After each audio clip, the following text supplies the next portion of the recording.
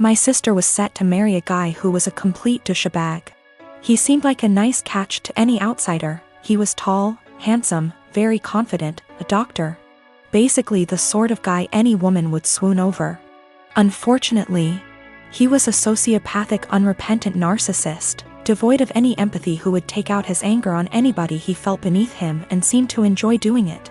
You know how basically they say, don't look at how your partner treats you, look at how he treats others. And that's how he'll eventually treat you. My sister didn't pick up on that. I picked up on it early. This guy was really mean. Would berate and insult people for the smallest thing and would lose his cool with anybody who looked at him the wrong way. He started doing it to me, and I told my sister early on, this guy's an asshole. She was like, Nah. You two will eventually get along, you just got off on the wrong start. I told him I've seen him do that to other people, but she seemed to think, oh, but he's nice to me, I'm the special one. Maybe I can change him. Or I have no idea what she was thinking. After about 2 years together, when they were engaged, the cracks were evident. My parents loved him. His dad and my dad go way back. They both went to the same medical school together and have been close friends for decades. Her fiancé is also good friends with my 2 older brothers. After 2 years, my sister was realizing this guy was an asshole. He's always been an asshole, and he won't change. There was a really painfully obvious example one day when we were having dinner, and my sister's fiancé and my dad were having a discussion about something political. My sister tried to offer her opinion into the discussion, and they both snickered. Then this guy just started berating her and ripping into her in front of everyone, making her feel this small. I could sense her pain. She was just quiet and just sat there taking it. I was thinking, what are you doing with this guy? He has no respect for you. He has no love for you. Another time our family was at this dinner function where a lot of big people were around. My sister's fiancé completely left my sister alone at the table with me, and was sitting at this other table with 2 women, very obviously flirting with them semi-drunk. He just left her all alone at the table. I asked her what was wrong, why was he ignoring her? She told me they had had an argument earlier and this was his way of punishing her. You see what I mean when I say this guy is a complete sociopath? My sister and I are really close, and even though I'm younger by far, little brothers aren't devoid of wisdom. And I've been urging her from day one to break up with this guy before she gets in too deep. Well, now that she'd spent 2 years with him and was engaged, she was obviously in too deep. And she used to tell me about all the outbursts he has, how he treats her with no respect.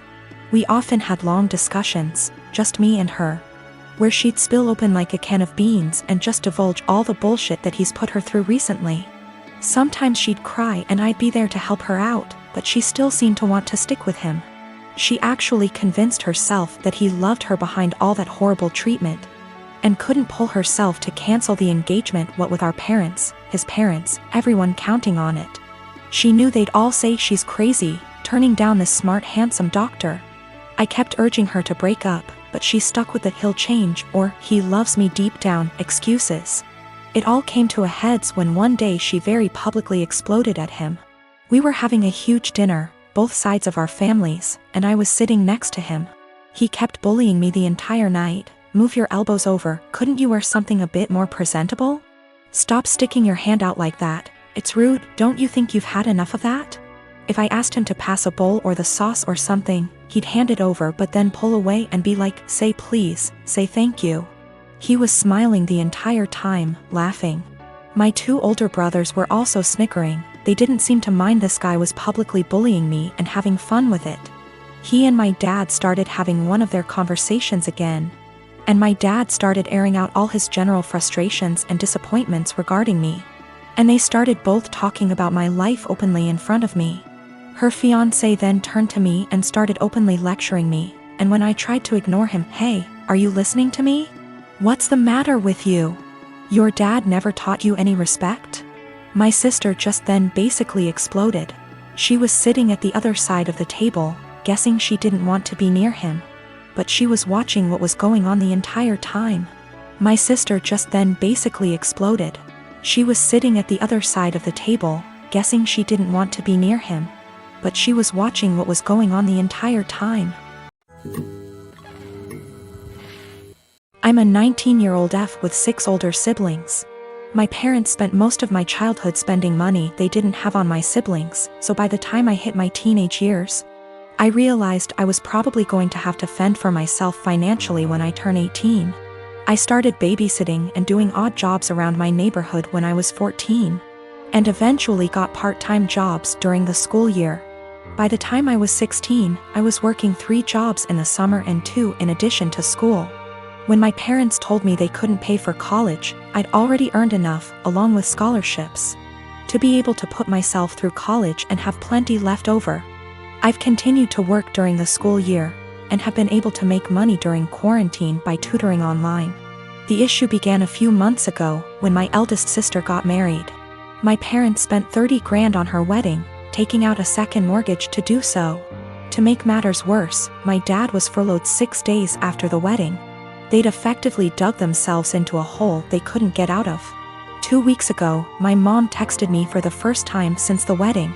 She didn't say hi, ask how I was, or make any small talk. She just said, "Your dad and I need a favor. When can we call you?" I'd expected this. None of my elder siblings are doing well financially, and they've exhausted all other loan options, both from family and the bank. I figured they would text me, ask me to loan them a few thousand, and promise to pay it back when they could figure things out. I was absolutely willing to pitch in a few thousand, and had even considered giving them some of my tutoring jobs so they could make some extra cash. I was not, however, expecting them to demand I give them all the money, close to $40,000. I'd made from the ages of 14 to 18. The exact statement my mom had made was, "You made that money under our roof. We were the ones who allowed you to work, so you only have it because of us anyway. We bought you food and clothes for 18 years. That money is only a fraction of what you owe us," and so on. I said that food, clothes, and shelter were the very minimum. It's what they signed up for when they chose to become parents.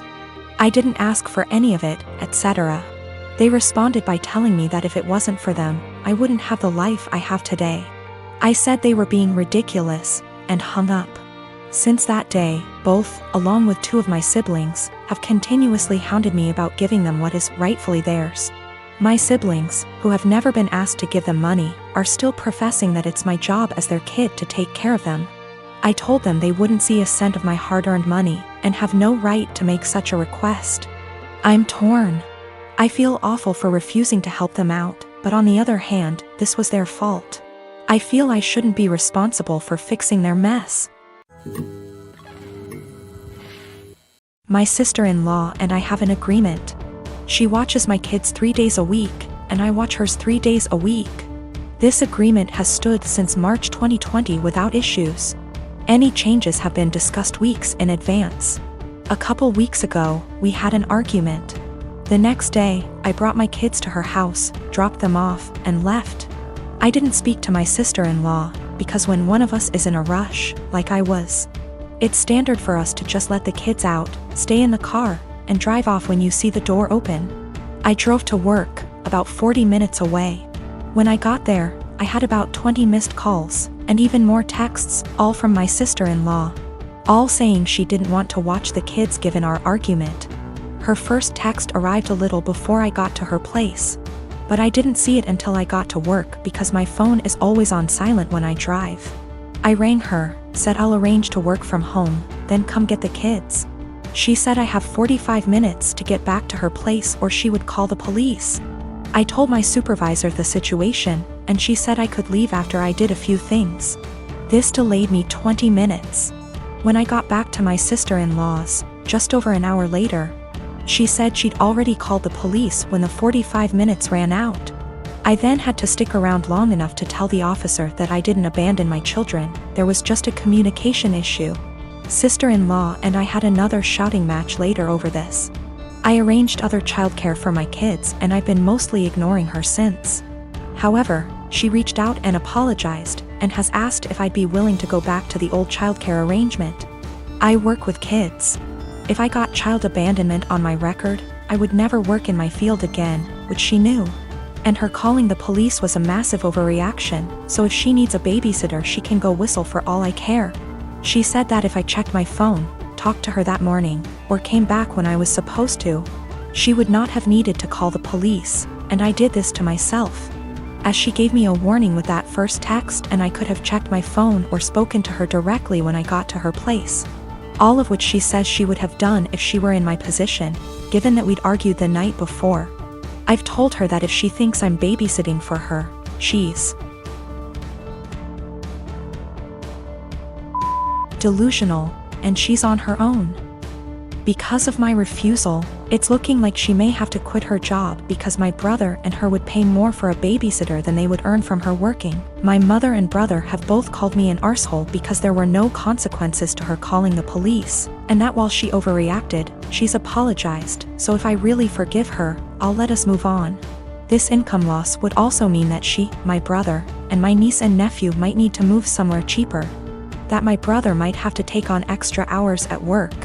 And in an extreme scenario, they may even be completely unable to live independently, meaning they'd have to move in with her parents, who live several hours away.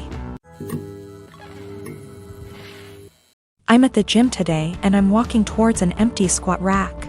10 feet in front of, and 1 foot to the right of my rack is another rack that a girl Belinda is doing squats on.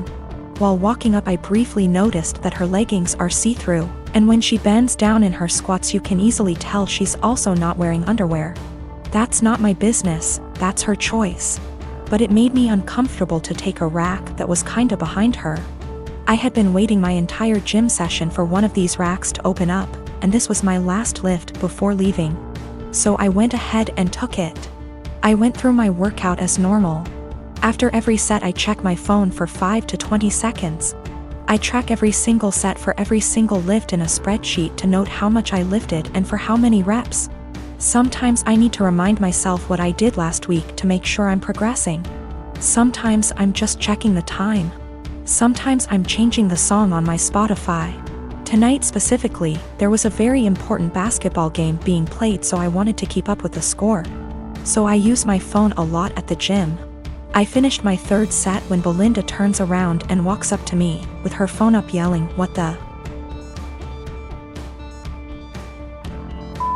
are you doing?" Perv stop pictures of me. I'm caught completely off guard, but I explain that I'm just taking notes on what I'm lifting. That I'm not paying attention to her at all. She's being extra loud so other people are looking at me, plus she's recording me, and she demands I go through my pics /vids to show her what I was recording, and I delete the ones I took of her. I try to again explain I didn't record anything of her at all. She's yelling that if I have nothing to hide I should have no problem showing her, so I insist on going to gym management. Once at the front we both explain our stories. She's still recording. The normal gym attendee asks me if I'm willing to show her, a neutral third party, my pics /vids. She also says if I have nothing to hide it's not a big deal and we can squash it right now. I refuse. I have my own uncensored pics in there plus those of my GF. I'm not gonna let anyone force me to show them for some bullshit. I do show her my spreadsheet, which shows it's been revised over 15 times in the past 50 minutes. So that proves what I was using my phone for. That was received well, but they still expected me to prove my innocence. I told them they need to review the cameras. Apparently only the manager has access to them, so I was told he'd call me before the end of the night, in about an hour. My GF tells me I should have just let them look at my phone because she doesn't mind and it would have cleared this all up. But I mind. I get that someone wouldn't want someone taking pics of them. But violating my privacy to prove I wasn't taking pics of you crosses a line for me. Just talked to the manager. He checked the footage. He couldn't see what was on my screen in the footage. But he said it looks like I had my phone pointed towards the ground right in front of me the whole time. In his opinion, not high enough to even take a pic of her, and never angled in her direction. Apparently I was gonna get banned from the gym if the cameras didn't absolve me. And also I'm not the first person that has been accused by Brenda, but she legit had a creeper before.